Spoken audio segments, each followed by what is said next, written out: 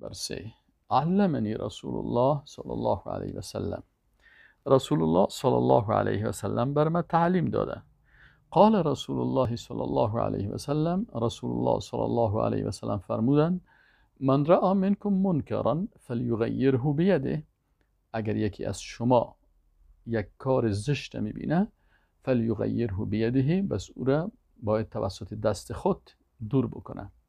فإن لم یستطع، اگر با دست خود دور کرده نمیتونست، فبلسانه، پس به زبانش او را باید دور بکنه. فإن لم یستطع، و اگر نتونست که به زبان هم او را بگویه برای مردم تا که مانع او کار زشت شوه، فبقلبه، پس در قلب خود باید او را بد ببینه. و ذالک اضعف الایمان، و این ضعیفترین درجه ایمان هست. این حدیث هم امام مسلم رحمت الله علیه روایت کرده. از این حدیث ما و شما درس میگیریم که اگر یک عمل زشت یا یک کار زشت یا یک خرابی رو میبینیم، مثلا شما در آن میرین یک کثافت و نجاست را کسی انداخته است، پس شما چی میکنین؟ دیدین یک کار زشت که این صورت گرفته، باید او را ما خود ما با دست خود گرفته او کثافت و نجاست از را دور بکنیم.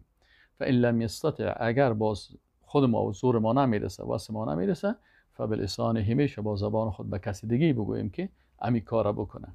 و اگر او هم واسه ما نرسید، حداقل امی عمل در قلب خود بد ببینیم و این ضعیفترین درجه ایمان است. اینمی قسم هر کار خرابی که هست، این انسان کوشش بکنه که اول با دست خود مانع از او شوه، و اگر نمیتونست با زبان خود تبلیغ بکنه و دعوت بکنه تا او کار زشت دور شوه. و اگر نمیتونست، حداقل بدیها را انسان باید در قلب خود بد ببینه. و اگر آدم باز یک بدی را در قلب خود بد میبینه و با دست و زبان خود را تغییر دادن نمیتونه، رسول الله صلی الله علیه و که این بسیار مرحله چی است؟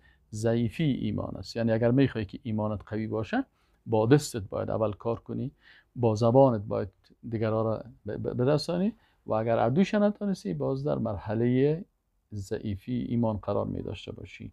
و السلام علیکم و رحمت الله و برکاته.